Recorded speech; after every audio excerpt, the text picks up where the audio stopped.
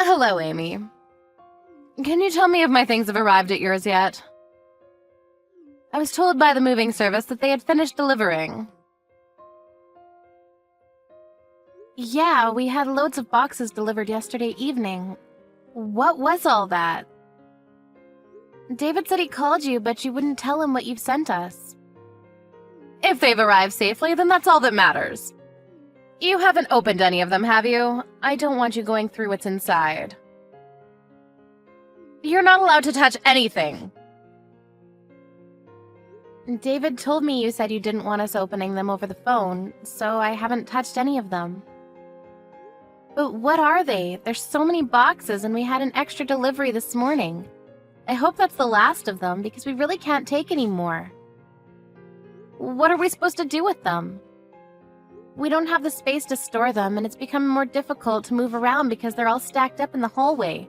We can't keep them like this. What do you want us to do with them?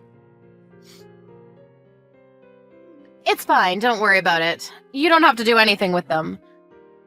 You have a spare room next to the living room, right? Just put them in there. That's all you have to do for me. Excuse me? Mary, I can't do that, and you can't just decide that for us.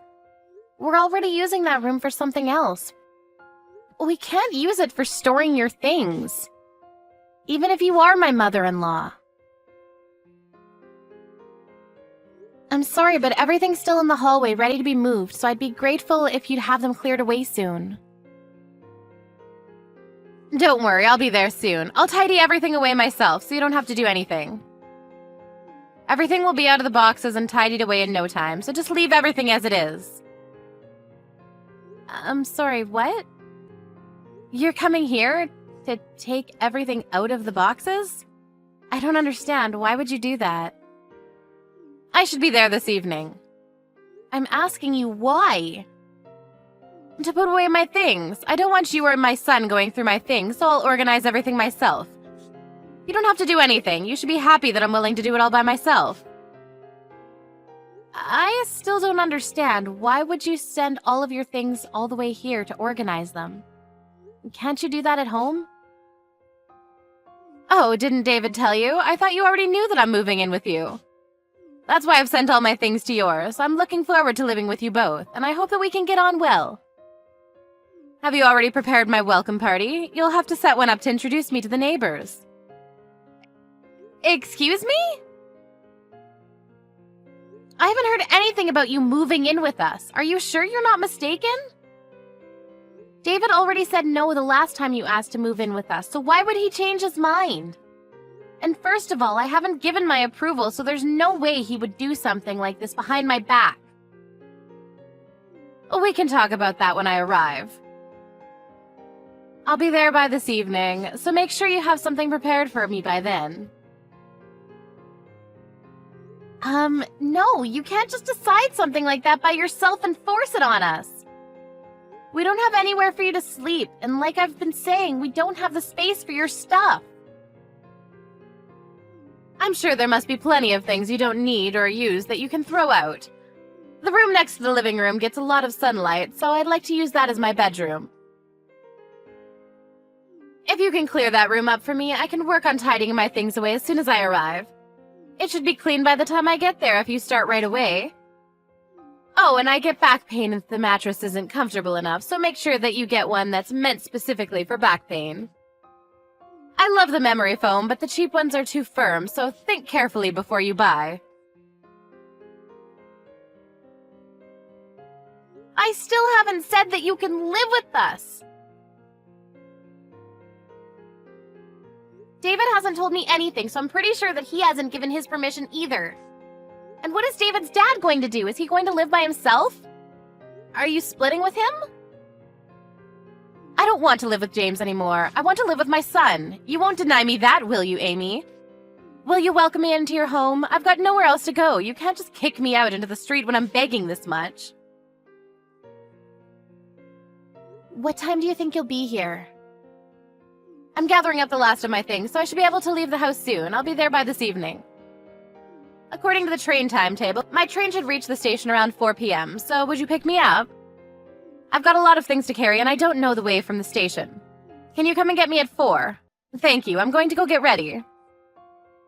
Mary, you can't come and live with us. Like I told you, we don't have anywhere for you to sleep. The room you're talking about isn't available, and we can't throw things out just because you need a place to stay. You can't decide this and guilt trip me into letting you stay. But David already said that it would be okay. If he gave the all clear, then there's no reason why I should ask for your permission. You should listen to what your husband says if you want to be a good wife. Do you understand? Do as David says or he'll start hating you. David told me that he never said it was okay. He says that he already told you couldn't move in with us. If you're going to insist, then I'll check with him again. But even if he does say it's okay, please know that I'm not okay with it. This is my house as well as his, and I won't agree to living with you. Why not? Why does it matter so much whether one person is living in your house or not? I won't take up that much space, and it's not like you have children to raise. What on earth could be the problem? Can't you pity your own mother-in-law and be generous enough to take care of her in her old age? It's not like it'll cost you that much money. You should be happy to live with me. I'm your husband's mother. So you want us to pay for everything while you stay with us as well? That makes it even more difficult for me to let you stay here. We don't have an infinite supply of money or space. Please don't be unreasonable. You're the one that's being unreasonable. You married my son. You should be the one taking care of me anyways. It's your job to take care of me. I just called David and he tells me that he never gave you permission to stay with us. He says that he made it clear that you can't move in with us. Who should I believe? My own husband or someone who's lying for her own convenience? Oh, really? I don't remember that. I heard him say that it was okay. That's not an excuse for you to try to force your way into our home. You don't have to phrase it like that. I'm much older than you, so please don't talk down to me. I'm not making excuses. I've no idea what David would want to marry a woman like you. He's so honest and gentle, but you're so rude. What could he have seen in you? It's a mystery to me. David said that he hasn't given his permission, so please stop. You can't live with us, Mary. We'll send your things back as soon as we can. It'll be a problem for me if you do that. I'm leaving this house and I'm not coming back. I don't want to live here with this man anymore. You're free to leave James if that's what you want, but you can't come here. You can't stay here and you'll have to find somewhere else. Mary? Mary? Please don't ignore my messages. Amy? Hello? Call not answered. Call not answered. Amy, where are you going? I've been waiting for 15 minutes. I told you I would arrive at 4 p.m., so why aren't you here to pick me up? What are you doing? Answer my calls! I've got too many things to carry. I can't leave the station. Would you hurry up and collect me? Mary, I told you that you can't come live here, but you were the one that ignored my messages. Call not answered. What are you talking about? I thought the conversation was over. We were supposed to meet anyway. And I thought we could talk about it then, if you really wanted to discuss it more. But you never came to pick me up. Will you hurry up?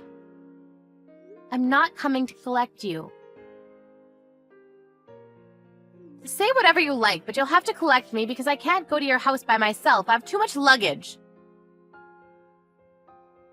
I can't get on the bus either because I don't know the way. You really haven't been listening to anything I've said, have you? I've already been waiting out here half an hour, and it's starting to get embarrassing. You're the one that's not listening to me properly. I can't collect you because we're at your house. We've already asked James about what happened. What are you talking about? We heard that you stole from his savings and spent his money without his permission, and that he got angry and asked for a divorce when he realized what you had done.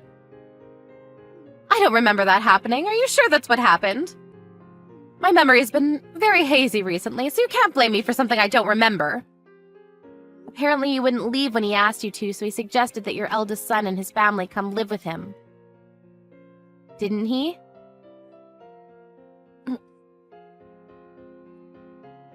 And that means that you have no choice but to leave, doesn't it? Because you were always horrible to your eldest son's wife. She even got depressed because of the way you treated her, and your own son doesn't want you to come near her, so you've never been invited to visit them. I heard that you've never been to see their children, your own grandchildren, because they don't want you harming their mental health either. That's not true. She's just too weak mentally. James is being ridiculous, too. How can he choose his daughter-in-law over his own wife? He told me to leave because I stress her out. But why should I leave? I was here first. She's only here because she's married to our son. I think he's being fair.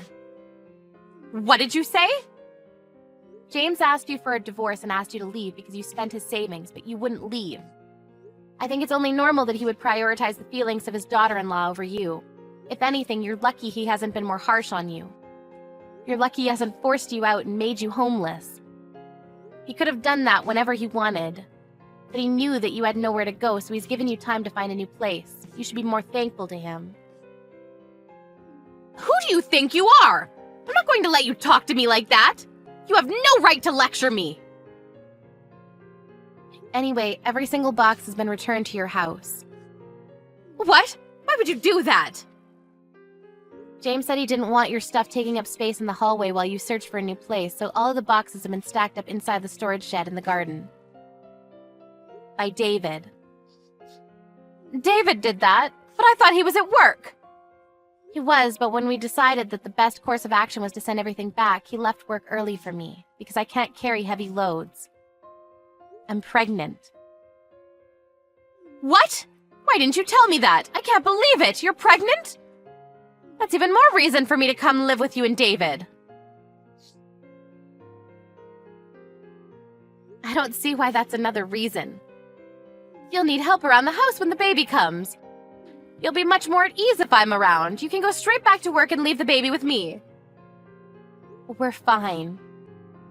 When we're closer to the due date, my mom will be coming to stay with us for a while. She raised 4 children, so she'll be a great help. And I respect her as a mother.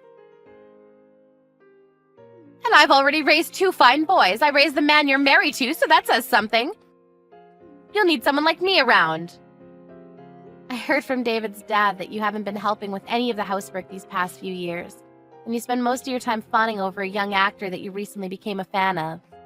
I don't think I can trust someone who spent her spouse's savings on buying fan merchandise, and doesn't even feel guilty about it. I don't trust you enough to leave you alone in my home with my child. Why do you know about that? I haven't told David any of that. I heard from James when I asked him how things were going.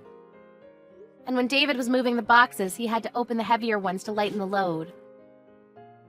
We saw that it was filled with magazines, CDs, and DVDs. You must have spent a lot of James's money considering the amount of boxes that were filled to the brim.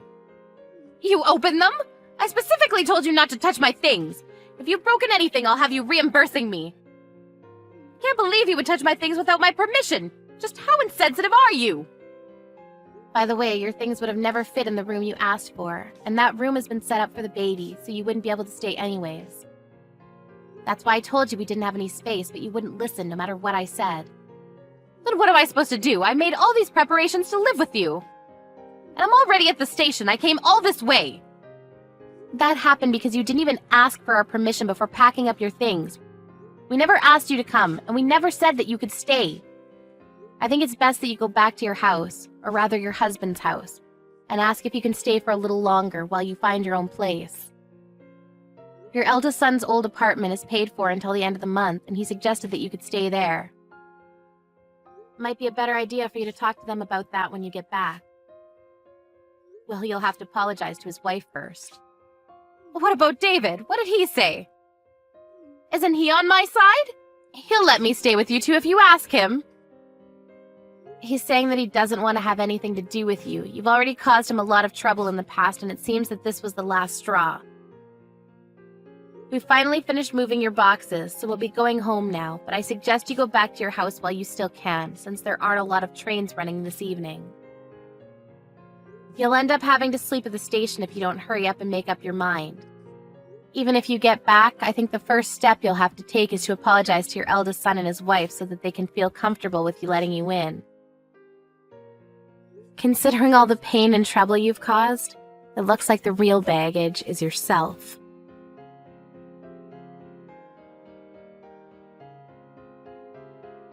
A few days later, Mary ended up having to carry all her luggage back home the way she came. She returned, but by the time she got there, her husband, son, daughter-in-law, and grandchildren were all having dinner. They didn't even let Mary in. But Mary had nowhere else to go, so she finally acknowledged what she had done to her daughter-in-law up until now and apologized to her. She was allowed back into the house under the condition that she would leave the next day.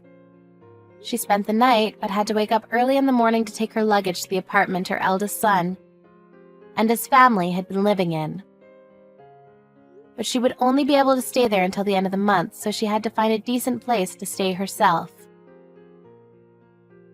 In the 40 years she'd been married to James, Mary had never worked, so it was unclear whether she would be able to find a decent place by herself.